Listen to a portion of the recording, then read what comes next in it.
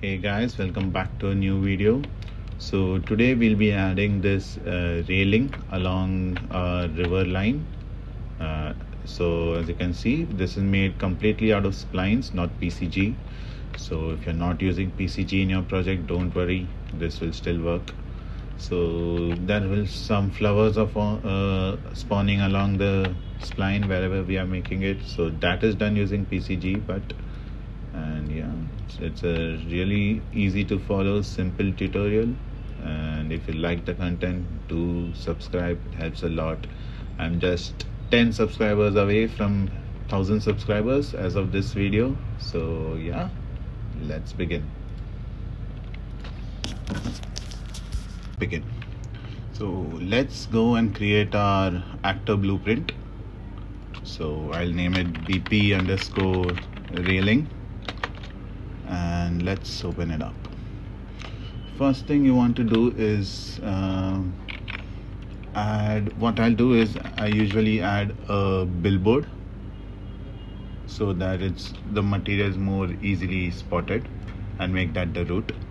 So you can replace this with anything you need. Next thing we need is a spline component. So go ahead and add that. And once you are done with this, you need to add a variable called spline mesh, and the type will be a static mesh. So static mesh, object reference, and you can make that public. So that's all we need to do here. So come on ahead here into your event graph. Actually, we don't need to do anything in the event graph as well. And go ahead and let's open up your construction script. So this is where we'll be setting up everything. So let's go. So first thing we need to do is calculate the length of our mesh which we are using. So that will be a float variable. I'll name this mesh length. So we will be calculating the X length. So that's what is required. So yeah, to do that, you need a reference of your spline mesh, and you need to get its bounding box. So all mesh, they have a bounding box, and that's how much space they use it up in the engine. And next thing, you want to go ahead and break this box.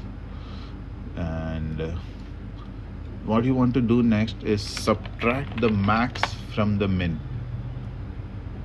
Yeah, so max minus min, and so that is your total length, and you need to break the vector, and the X which you get, that will be your mesh length. So go ahead and set this variable. You can alt and drag variables to set them directly. So go ahead and set this.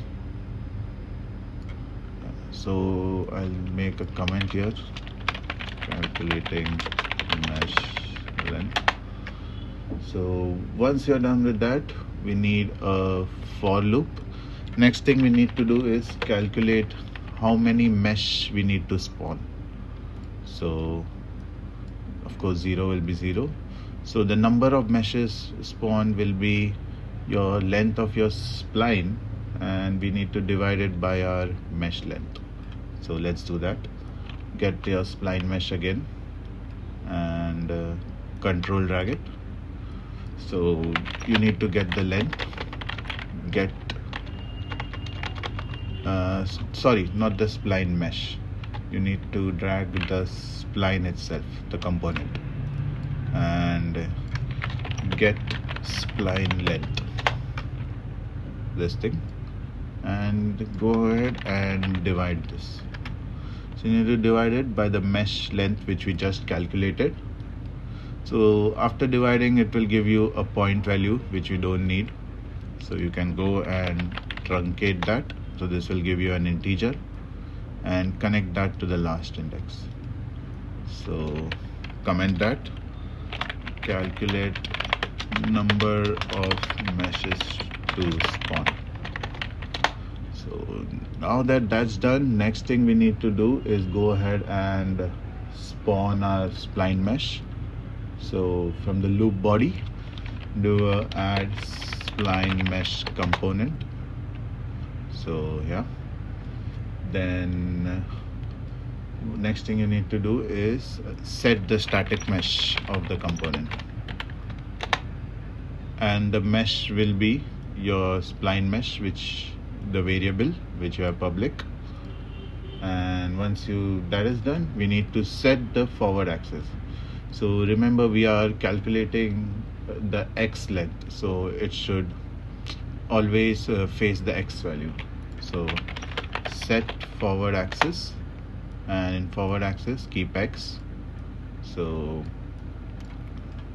once that is done, you need to set start and end for the spline mesh.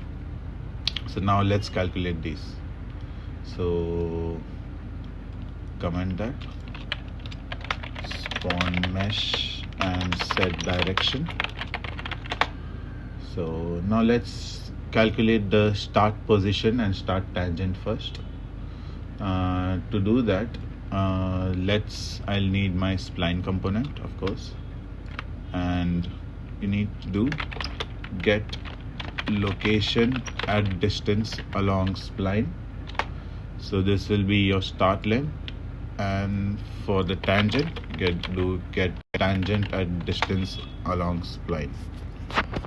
So once you have that, let's calculate the distance. So for the distance, you will take your index and multiply that. So multiply that by your mesh length, and so this should be your distance for both of these.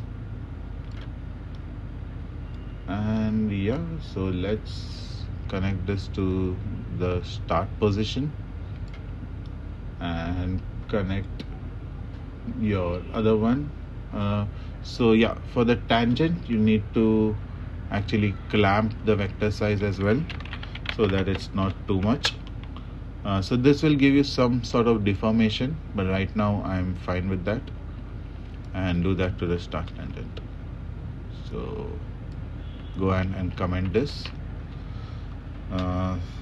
getting start position and tangent. So we need to do the same thing for the end position and tangent. So the only difference will be the index. So go ahead and duplicate the entire thing as it is, and here in mesh length, take your index and add. So add 1. So this will be, yes, so this will be your end tangent, and everything else should be the same. So go ahead and connect that to the end position and end tangent. So compile and save. So there's some error. Oh, nothing is connected here. So go ahead and connect that, compile, and yeah, rename this getting end position and tangent. So let's go ahead and try how this seems. So I'll drag my blueprint. So yeah, so I'll increase the spline length a bit. So I want a nice railing along the river on one side. So yeah, so, and let's go ahead and update our mesh. So I have a mesh called railing, so you can use any mesh. And yeah, yes, there you go, beautiful. So usually I would do this with a PCG spline. I've already made a tutorial about that. You can check out in my channel. But yeah, for this tutorial I wanted to make just with a spline, and yeah, it turned out pretty well. So yeah, so one thing we can do is, let's say we want to add some flowers or something along the edge. So the only disadvantage with this is it will deform the mesh, so you have to exactly place the end tangent. So as soon as something else spawns, you'll have to just adjust it, sorry. And yeah, so but as a level designer, you should take that much effort, I would say. So let's go ahead and add some flowers along the spline. So I already have my PCG component, and yeah, first thing I'll do is download some flowers. So let's check out our bridge, which is fab. I don't know why somehow previous few days suddenly bridge started working again. Let me know if it happened with you guys as well, or do you still have to use fab?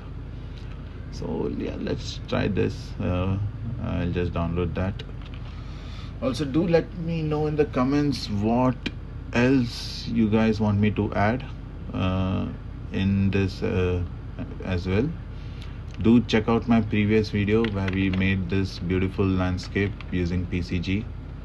So we have a lake with some lilies there, and we have a beautiful river with some rocks spawning on the side. And now we have added a really nice fence. So great.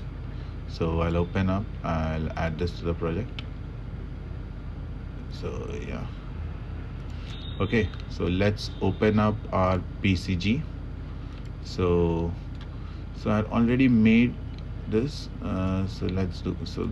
First thing you need to do is get spline data, all world actors, must overlap self, and in actor selection class, select the new one which we just made. So I have a detailed tutorial on how to do this. If you want that, do check out how we made everything else. So everything else should be fine. I don't want any offset for now. Connect this and let's add our mesh. Let's add the newly made flowers. So let's see how it looks. Oh my god, the scale of them. So I'll just decrease the scale. Okay, it's already set to 2. Probably that much is fine. And I'll add some offset on X, let's say on Z as well, or not on Z, on Y.